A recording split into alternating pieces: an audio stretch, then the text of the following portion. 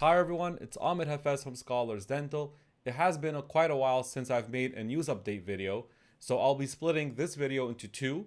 And in the first one, we're going to talk about what happened to the Feb and December exam and how that's going to affect everybody. And in the second video, we want to talk about the new stuff that occurred or was announced last week. So let's get started about the December and Feb exams. All right, so let me take out my drawing tab here. Okay, so we all kind of could recall, if you guys go back to, let's go back to through the news here. So the December exam, let's talk about that first. You know, since COVID happened, the AFK became in prometric centers, and maybe because of the social distancing, they had to divide the exam into 2 days. So some people got emails for the December exam. Actually, I'm just going to make my color red. I'm just used to the red color. Into 2 days, right? So it was day 1 exam for AFK and then day 2. Okay. And that was all done. And, you know, students were waiting for the results and excited and hoping that they'll, you know, get the results after that. Now, they also did the same thing. So this is December 2020. And then in Feb, for the Feb exam in 2021, many students also received, or applicants received an email saying that we're going to split it into 2 days as well. So a day 1 and a day 2. And sometimes even, as I recall, the day 2 was like 2 weeks after. So, okay, that's cool. Now what happened is, there was the thing that the NDEB said we need to investigate something because maybe there was some cheating that they were suspecting, possibly related to the fact that, you know, maybe people from day 1 tried to reconstruct the exam for helping people in day 2. You know, unfortunately, if that is happening, or that's what they're suspecting, so they went off and canceled the Feb exam. Okay, now everybody applying to the Feb exam or was planning to take the Feb exam is going to try to go for the August exam in 2021, right? So that's pretty much the effect. So we already had, you know, a certain amount of people going into the August exam, right? Let's call them, you know, batch A. And then people from Feb now want to go into the August exam as well. All right. Then after, you know, a while, so let's go back and see here. Where's that?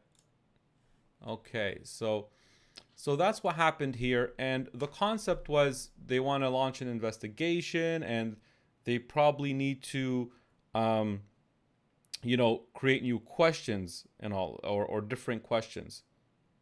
Okay.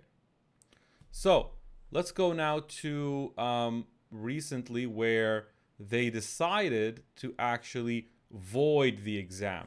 Okay, so for the December exam. So that was the part that was right here. You see the Feb 20, so just recent in 2019, the National Dental Examination Board of Canada, as part of its 5-year strategic plan. Oh wait, sorry, that's the wrong one. That's for the next video, guys. Here, following the reports of cheating, complaints, and unfairness in December, in the December exam, while the NDEB continues to investigate, had now sufficient information to determine that it cannot be confident in the validity of scores from the December. So it cannot be confident with the validity of the scores of the December exam. So that means all the scores of that exam are going to be voided. Man, that's tough. Okay, so basically, if you go back now to our drawing, now the December exam is voided. Now everybody in the December exam is on hold, wanting to get in on the next exam. Okay, so that is what happened so far. Okay, now we're waiting in the, let me just make sure I got my points here all across. December canceled. Yeah, so now here's the thing. People from the Feb exam, okay, students that were in the Feb exam, this one here, okay, they were told that they'll get a refund because it was just a cancellation. Now, as of now, what I know is that it may not have been processed yet, so it may take a while. So if they're refunding it, that means students from the Feb exam they have to register all over again for the exam. So they need to actually wake up in the morning, register for the exam. They are not saved a seat, let's say, right? So you could say the group A people going for the August exam, let's call it August people, and the Feb people are kind of, now in one bundle, together trying to register for the August exam. That could be the case, unfortunately. Okay, now the students from the December exam, they were told something else in their messaging when the NDEB sent them an email, kind of hinting like you will get a seat in the next exam.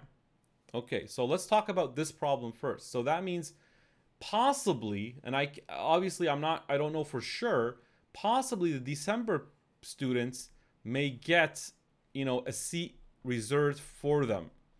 Okay? All right. So whether that's to happen in August, or would the NDEB open a new exam just for them, before August, we don't know. We don't know the answer to that question. Okay.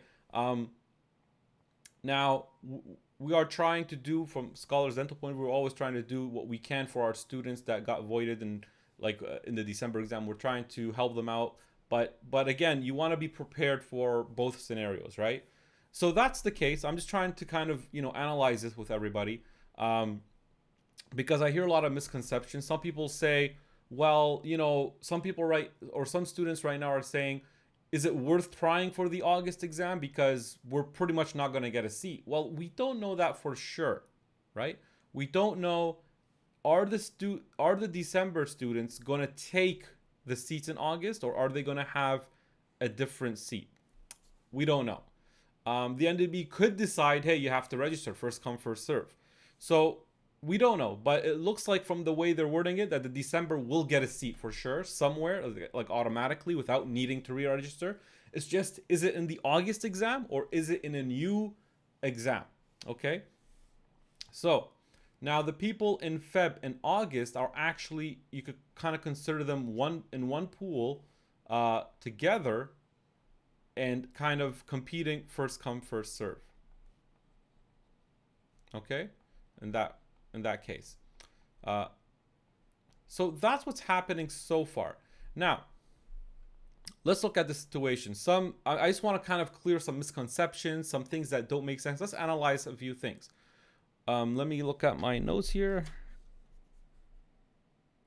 So some people say, well, there's too many, since there's a lot of these cancellations and void of the December exam, the competition is more difficult in August. Okay, so is the exam more competitive?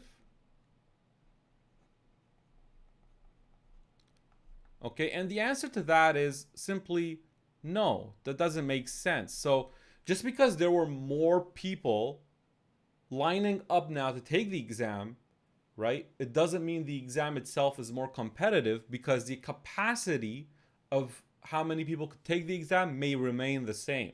Okay, so let's say, the NDEB was able to, during COVID, was able to take, 1,000 students to take the exam. Well, what changed, right? Just because there's 3,000 people waiting in line, still there's probably 1,000 people taking the exam. So that doesn't make a difference. You're still competing with the people taking the exam, and that number may remain the same. Unless the NDEB opens more centers and increases the capacity. Let's say now it's able to allow more people to take the exam. Okay, well, even if it does that, let's say it allows 3,000 people to take the exam, right? Okay, if it's a percentage game, then 40% may pass from that. So the competition is not that it's increased. I don't see it as increased competition in terms of passing. If you study and prepare well, you should be one of the ones that are passing. You should be the top of that batch. So the competition, where is the competition? The competition is actually in registering for the exam. So in booking a seat. That's how you have to think about it, because I've done many consults in the last few weeks and people were afraid of the August exam, thinking that it's more likely that they'll fail, because of this, right? And I don't find that to be, it doesn't make sense. Why would that? Why would you fail just because it's the same number of students taking the exam? Most likely, unless if the NDEB increases the capacity, even if it does, there's still a percentage thing where maybe 30 or 40% are going to pass, right? Now, the competition that is real, that I believe is real, is the booking a seat. So now, instead of having, let's say, 2,000 people trying to book a seat, well, now you have probably 2,000 from here and 2,000. Well, yeah, maybe, let's say something like that. It might be like around 3,500 people trying to book seats for the August exam, right? Let's just assume that. Okay, so that's, as you guys can recall, if we go back to the booking of Feb exam, the booking of the Feb exam was full, right? Full in, some people said 45 minutes or an hour. So that means it's going to be more competitive. Now, let me see if I could find this. I remember I found somewhere that said the opening for the August exam, the opening for the August exam, to register for it is in March 10th. So let me just double check that here, if I can. Sometimes it's hard to find the mouse here. Okay, and I think that was, if you go to examinations, dates and locations, right? So you can see here, AFK, assessment of fundamental knowledge for the August. That's a deadline. So you can see registration for the August exam has not yet been confirmed. Okay, so you guys, sorry, here we go. You can see it now. So it has not been confirmed. So we don't know the actual date for the August exam. But if you read down here, look at this one. Oh, this is location. So you guys can see the locations. I can't really get it higher than that, but the locations still say Prometric centers across Canada, London, Brussels, New Zealand. So that's still the same. So if we go up here and just check, I do recall that I've read somewhere, maybe they changed it recently, but I do recall that it said somewhere it's predicted to open on March 10. So keep that in mind. Maybe they're going to change it. I'm going to see if I could check it out here maybe. No, I don't see it here. Yeah, this is just talking about the exam itself. So, yeah. I think they changed it. I think I do recall seeing that there's something like that said March 10. Now it's saying it's not being confirmed. Okay, so maybe they changed that, everyone. Now, I thought it was March 10, and now it's saying unconfirmed. So that's a little bit, changing everything here. So that means you have to pretty much, if you want to try to get a seat in the August exam. Oh, look, wait, what's this? No, that's specialty. Okay, so not here. Okay, so as you can see, pretty much this makes it even a little bit more difficult because you don't know when the exam is opening. So that means, everyone, if you're planning to take the August exam and you really desperately need to do it in August, you're going to probably have to wake up, every day early, check.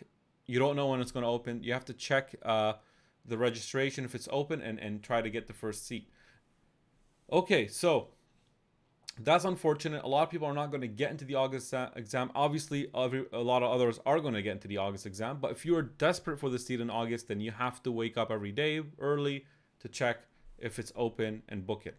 Okay, that's what I could recommend. The best thing you could do if you want to guarantee a seat there.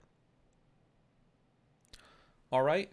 So now the other thing that came out of this is the concept that, okay, since the NDEB is suspecting cheating and problems with the December exam, what they want to do, they said, is they want to create new content. So the new content argument that some students are afraid of. Okay. Now, if this cheating was or were true in December, okay, the students that worked hard and studied and weren't involved in this, that's kind of good. It's good that was voided, because what if others cheated and they got a higher mark than the people that worked hard, and then the people that worked hard didn't score as high as the cheaters? So maybe this is a good thing. I'm trying to look at the bright side. I know it sucks that it was voided and you worked hard for it, and you're maybe, but look at the bright side. Maybe it was something good for everybody that worked hard and studied for the exam, right? Because if you can't compete really with cheating, right? Sometimes that's difficult. So that's one argument. The other thing is this concept of new content. People are like, oh, this is going to make the August exam more difficult, scarier. Oh, well, that doesn't make sense either. Okay, first of all, how do I look at this? Okay, first of all, the new content is applied to everyone. So how does that, like, if you think about this logically, it doesn't make sense that it's harder. Okay, the new content applied to everyone means the competition is the same, unless you are actually admitting to yourself that you don't deserve to pass. If you study well and hard and you deserve to pass, new content is a factor that changed for everyone. The people that studied should be the least afraid of it. Does that make sense? If you studied hard, you should be the least afraid of new content, because you're going to outperform people that didn't take the exam seriously and didn't study hard. Okay, that's one argument. The second thing is, if you study well, like, with our courses, when we teach our students, we're teaching them dentistry. Okay, you're learning what you need to know. So it doesn't matter how the question comes. Okay, I could guarantee there's going to be a question about prophylaxis, right? They're going to ask about prophylaxis in a certain way. So what are you afraid of? Do you not suddenly, just because the question is different, do you suddenly not know what prophylaxis is? You don't know that, hey, you have to give 2,000 milligrams of amoxicillin 1 hour before this, and these are the 4 cases of where you do why did that doesn't change? So you have to be confident that the science is not changing. The basics, let's say, the foundations. That's why we call our course the Foundations of Dentistry. You're learning foundation, profound knowledge, the foundations of dentistry. You're learning it with our Scholars Dental AFK course online. You're learning that, and you could let the question twist anyway, whatever. The knowledge is the same. Remember the knowledge, you'll be able to answer. That's why I'm not afraid of this. I feel like this is actually, for our students, I find it that it's like even better. Why? Because our students learn the content and then they'll be able to answer. So dental knowledge is the same, is the same. So whether they change a question or not doesn't matter. Now, another thing is they always made new content, right? So how does that affect? The average and above average and easy questions are going to be still from the same dental knowledge. Okay. So now they did say something about increasing the fee because they have to work on this. I mean, I hope it's just a slight increase in fee. No biggie. But these are the concepts that I'm looking at now, because here's what I'm worried about. One thing that I could kind of mention that, maybe is a concern. Let me try to use a different color. Okay, I'm going to use purple. I like purple. Okay, so if they're saying they want to create new content, okay, and these are assumptions, everyone. No, nothing's guaranteed. If they want to create new content, does that mean they don't have enough time to schedule an exam before August? So if they're creating new content, and that means they need more time, so they may not be able to schedule an exam before August, there is a slight chance that the December people, okay, look, December people actually take the August exam. If they do move everybody from December to August, keeping it the same capacity, the same, prometric centers, then pretty much you could assume the August exam is almost, fully booked, right? That is the one thing that I'm worried about, which means everybody that's preparing, that means the Feb and August people have to wait for the next Feb exam in 2022.